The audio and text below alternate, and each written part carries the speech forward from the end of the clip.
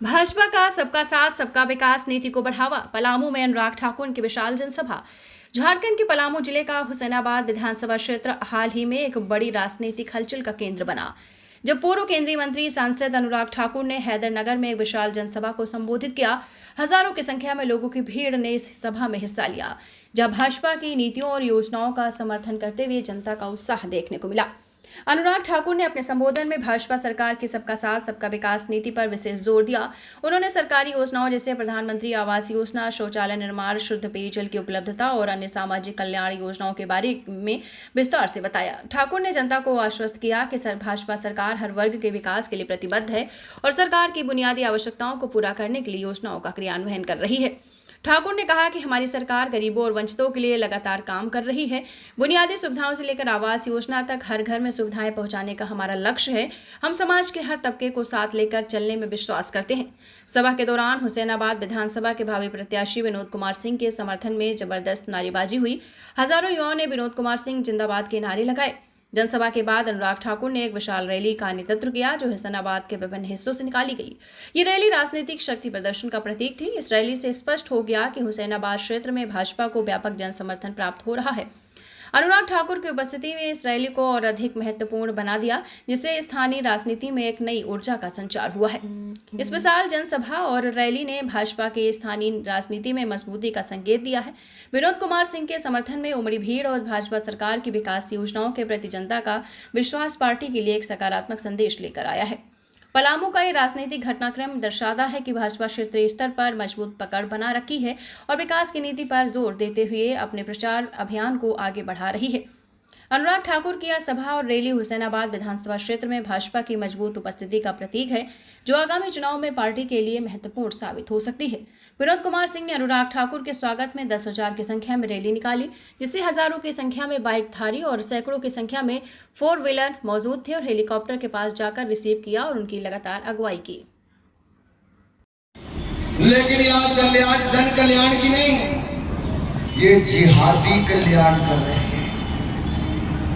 जो लोग जमीन और जनसंख्या का संतुलन बिगाड़ रहे हैं, जो लोग जिहाद और लैंड जिहाद में लगे हैं, ये उनको बचाने में लगे हैं। और इसीलिए संथाल परगना में सुनने में आया है कि ट्राइबल की जनसंख्या 42% से कम होकर 28% रह गई।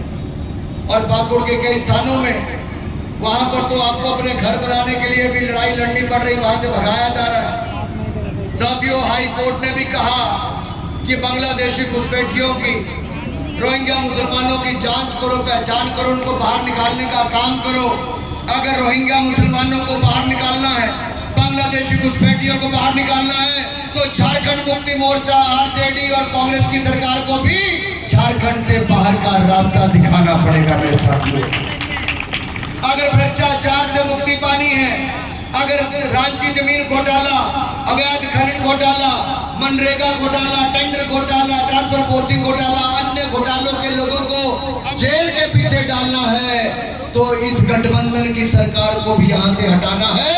भारतीय जनता पार्टी की सरकार कमल का फूल खिलाना है मेरे साथियों। भाई और बहनों, आगे मौसम बहुत खराब है और हमें भी एक सभा रांची में जाकर भी कार्यक्रम करना है। मैं इतना जरूर कहूंगा, झारखंड भारतीय जनता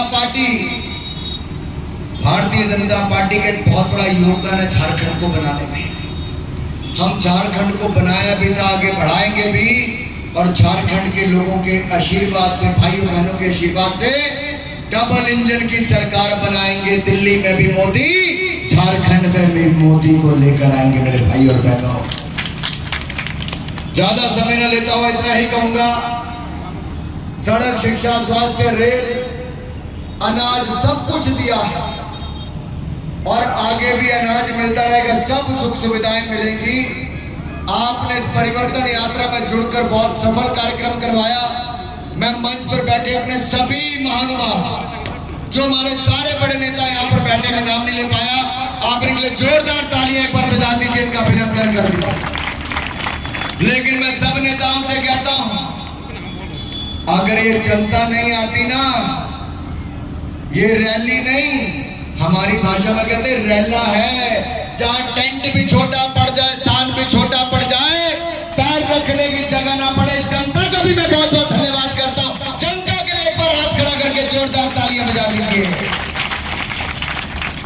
मैं चुनावों में भी आऊंगा, लेकिन साथियों आज से मन पक्का कर लो, परिवर्तन लेकर आएंगे। एक बार फिर नारा लगाएंगे, ना सहेंगे ना कहेंगे। भाई आपकी आवाज नीचे से जोरदार ढंग से आए। ना सहेंगे ना कहेंगे, ना सहेंगे ना कहेंगे, ना सहेंगे ना कहेंगे। इस सरकार के अंतर्गत लव जिहाद और लैंड जिहाद चल रहा है। लव जिहाद में जनसंख्या में परिवर्तन आ रहा है और लैंड जिहाद में जमीनें खींची जा रही हैं। भोली भाली बहनों को बहला फुसलाकर यहां पर उनकी जमीनों को ले लिया जाता है। संथाल परगना टेनेंसी एक्ट का फायदा लेकर आदिवासी महिलाओं को ये रोहिंग्या मुसलमान बांग्लादेशी घुसपैठिए अपनी बातों में बहलाते फुसलाते हैं और उनको फिर शादी करके उनकी जमीन हथियाते हैं।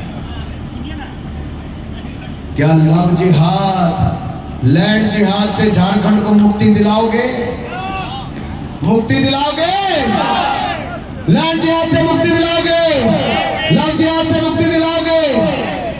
तो मेरे साथियों, मैं आपको एक बात कहना चाहता हूं, आप इस सरकार से मुक्ति दिला दीजिए, कमल का फूल खिला दीजिए। हम ये जो भ्रष्टाचारी सरकार है उससे मुक्ति दिलाएंगे, झारखंड का चहुमुखी विकास करके दिखाएंगे। मोदी जी ने लाखों मकान झारखंड के गरीब लोगों को दिए पिछले 10 सालों में, और अभी लाखों मकान और मंजूर कर दिए हैं। हर गांव को सड़क, हर घर को बिजली, हर घर को पानी और हर गरीब को पक्का मकान, और 70 साल से ज्यादा वाले को 5 लाख का मुफ्त इलाज नरेंद्र मोदी की सरकार ने दे दिया है मेरे साथियों। लेकिन हेमंत की सरकार में अनाज की लूट, खान खनिज की लूट, गरीब आदिवासियों की जमीन की लूट, और अब तो आदिवासी अस्मिता की लूट भी हो रही है। ये हेमंत सरकार नहीं, ये लूट की सरकार है और लूटने वाली सरकार से मुक्ति पानी है। इन्होंने कहा था अनुबंध कर्मियों को स्थायीकरण करेंगे, नहीं किया। 1932 के खतियान के आधार पर नियोजन नीति बनाकर बहाल करेंगे, नहीं किया। 3 लाख रुपए आवास देने की बात कही थी, नहीं किया। अरे कुछ महीनों के लिए चंपई सोरेन जी मुख्यमंत्री क्या बन गए? हेमंत सोरेन जी को लगा कि दुकान बंद हो गई, अब पैसा आना बंद हो जाएगा, तो चंपई सोरेन जी को भी बाहर का रास्ता दिखा दिया। मेरे साथियों, हम सबको मिलकर अब एक ही काम करना है। जैसा केंद्र में आपने ईमानदार सरकार बनाई है, हम यहाँ पर भी बनाएंगे। मैं कल जम्मू कश्मीर में था। जम्मू कश्मीर में हमने कहा था 2 निशान 2 विधान 2 प्रधान नहीं रहने देंगे। आपने मोदी सरकार बनाई, हमने सदा के लिए धारा 370 को खत्म कर दिया मेरे भाई बहन। राहुल गांधी जी की सरकार में सुशील कुमार सिंधे जी, ये केंद्रीय गृह मंत्री थे, ये लाल चौक पर कश्मीर में जाने से डरते थे, टांगे कांपती थी। कहते थे मैं गृह मंत्री बन के भी नहीं जा पाया, मुझे डर लगता था। अरे आज मोदी की सरकार है, झारखंड के पलामू में से यहाँ से कोई भी व्यक्ति आज लाल चौक पर जाए, कोई सिक्योरिटी की जरूरत नहीं, तिरंगा झंडा वहां पर लहराता है, भारत शान के साथ वहां पर कोई भारतीय जाता है। परिवर्तन यात्रा में अपार जन समर्थन यहाँ पर लोगों का देखने को मिला, क्या कहना? इस परिवर्तन रैली में आपने खुद देखा है, सबने भारतीय जनता पार्टी के कार्यकर्ता ये मान लिया है कि यहाँ से जेएमएम की सरकार को हटाना है, और इसी का वजह है कि पूरे झारखंड में सभी जगह 81 विधानसभा में सभाएं हो रही हैं, और ये भारतीय जनता पार्टी की शुरुआत है। और मैं बता दूं कि जो स्थिति देख रहे हैं और जो जन सलाह देख रहे हैं, इससे आपको खुद महसूस होता होगा कि यहाँ से जेएमएम सरकार जाने वाली है और भारतीय जनता पार्टी की सरकार आने वाली है। रथ यात्रा सभा एक विधानसभा में करके लोग को बुलाकर, और रथ यात्रा से पूरे जगह से घूम कर लोग को परिवर्तन के लिए बनेगा। ये रथ यात्रा पूरे विधानसभा में चल रही है। और ये आपको यहाँ से जाते हुए छतरपुर होते हुए डाल्टनगंज में 28 तारीख को समाप्त होगा, जिसमें अपने राष्ट्रीय अध्यक्ष नड्डा साहब खुद आएंगे उसमें, और उसकी समाप्ति घोषणा 28 तारीख को रहेंगे। बहुत बहुत धन्यवाद आप लोग।